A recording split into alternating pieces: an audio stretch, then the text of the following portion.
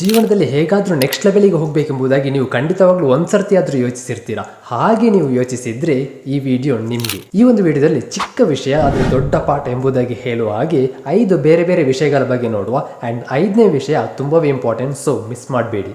First one depression, second one priority, third one comfort zone, fourth one love, fifth one education system. ಈ ಒಂದು ವಿಡಿಯೋವನ್ನು ನೋಡಿ ಮುಗಿಸುವಾಗ ನಿಮಗೆ ಯಾವುದಾದ್ರೂ ಜೀವನದ ಬಗ್ಗೆ ಒಂದು ಚಿಕ್ಕ ಐಡಿಯಾ ಸಿಗ್ತದೆ. ಸೊ ನನ್ನ ಹೃದಯದಲ್ಲಿ ಕೊಡಿರುವ ಎಲ್ಲ ನನ್ನ ಪ್ರೀತಿಯ ಸ್ನೇಹಿತರಿಗೆ ನನ್ನ ಹೃದಯಪೂರ್ವಕವಾದ ನಮಸ್ಕಾರ and welcome to universal 7G.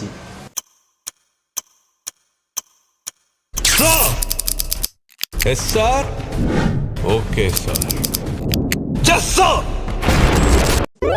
ಒಂದು ಸೆಕೆಂಡ್, ಈ ಒಂದು ವಿಡಿಯೋವನ್ನು ನೀವು ಹೀಗೆ ಮೊಬೈಲನ್ನು ಇಟ್ಕೊಂಡು ನೋಡ್ತಿದ್ದೀರಿ ಅಂದರೆ ದಯವಿಟ್ಟು ಮುಂದಿನ 2 ನಿಮಿಷವನ್ನು ನಿಮ್ಮ ಮೊಬೈಲನ್ನು ಹೀಗೆ ತಿರುಗಿಸಿ ಈ ಒಂದು ವಿಡಿಯೋವನ್ನು ನೋಡಿ. ನಾವು ಮಾಡುವ 3 ಮೇಜರ್ ಮಿಸ್ಟೇಕ್ಸ್. ನಂಬರ್ 1, ನೀವು ನಿಮ್ಮನ್ನು ಬೇರೆಯವರೊಟ್ಟಿಗೆ ಕಂಪೇರ್ ಮಾಡಿ ನೋಡ್ತಿದ್ದೀರಿ ಅಂದರೆ ನೀವು ಡಿಪ್ರೆಷನ್ ಆಗಿರುವುದಕ್ಕೆ ಅದಕ್ಕಿಂತ ಈಸಿಯೆಸ್ಟ್ ವೇ ಯಾವುದೂ ಇಲ್ಲ. ಸೆಕೆಂಡ್ ಒನ್, ಈ ಜಗತ್ತಲ್ಲಿ ಲಿಮಿಟೇಷನ್ ಎಂಬುದಾಗಿ ಒಂದಿದ್ರೆ ಅದು ನಿಮ್ಮ ಮೈಂಡ್ ಸೆಟ್ ಮಾತ್ರ. ಥರ್ಡ್ ಒನ್, ನಿಮ್ಮ ಹತ್ರ ಎಷ್ಟು ಹಣ ಇದೆ, ನಿಮಗೆ ಎಷ್ಟು ಇನ್ಕಮ್ ಬರ್ತದೆ ಅದು ಮುಖ್ಯವಲ್ಲ, ನೀವು ಅದನ್ನು ಹೇಗೆ ಖರ್ಚು ಮಾಡ್ತೀರಿ ಅದು ತುಂಬ ಮುಖ್ಯ.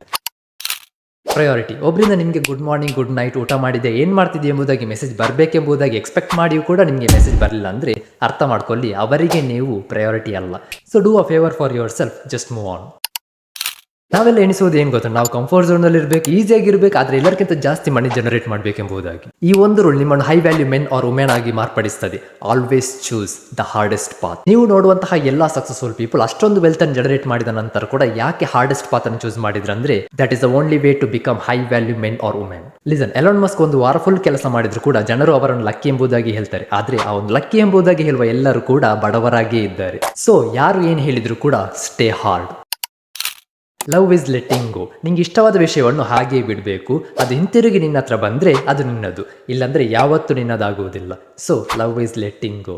ನಿಮಗೆ ಯಾವುದು ತುಂಬ ಇಷ್ಟವಾದ ವಿಷಯವು ಪ್ರಕೃತಿ ನಿಮ್ಮಿಂದ ಅದನ್ನು ಮೊದಲಿಗೆ ತೆಗಿತದೆ, ಯಾಕೆಂದರೆ ಅದೂ ಇಲ್ಲದೆ ನಿಮ್ಮಿಂದ ಜೀವಿಸುವುದಕ್ಕೆ ಆಗ್ತದೆ ಎಂಬುದಾಗಿ ಕಲಿಸುವುದಕ್ಕೆ ಮೊದಲಿಗೆ ಕಷ್ಟವಾಗಿರ್ತದೆ, ಮತ್ತೆ ನಿಮಗೆ ಅರ್ಥ ಆಗ್ತದೆ. ನಮಗೆ ಸ್ಕೂಲಲ್ಲಿ ನಾವು ಸಂಪಾದನೆ ಮಾಡಲಿಕ್ಕೆ ಕಲಿತಿದ್ದೇವೆ ಎಂಬುದಾಗಿ ಹೇಳ್ತಾರೆ, ಆದರೆ ಹೇಗೆ ಸಂಪಾದನೆ ಮಾಡಬೇಕು ಎಂಬುದಾಗಿ ಹೇಳುವುದಿಲ್ಲ. ಅದೇ 14 ವರ್ಷವನ್ನು ನಮಗೆ ನಾವು ಇಷ್ಟವಾದದನ್ನು ಮಾಡ್ತಿದ್ರೆ ನಾವು ಆ ಒಂದು ವಿಷಯದಲ್ಲಿ ಪ್ರೊಫೆಷ್ನಲ್ ಆಗಿರ್ತಿದ್ವಿ.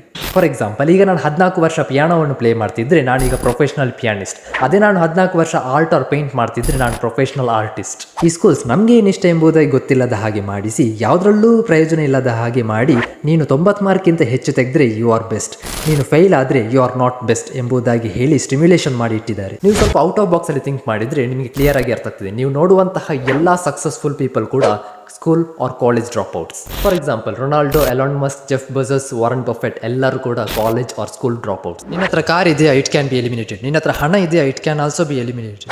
ಆದ್ರೆ ನಿನ್ನ ಹತ್ರ ಎಜುಕೇಶನ್ ಇದೆಯಾ, no one can eliminate it from you. ಒಂದನ್ನು ಮಾತ್ರ ಅರ್ಥ ಮಾಡ್ಕೊಳ್ಳಿ, ಎಜುಕೇಟ್ ಮಾಡದ ಎಜುಕೇಶನ್ ಇಸ್ ವೇಸ್ಟ್.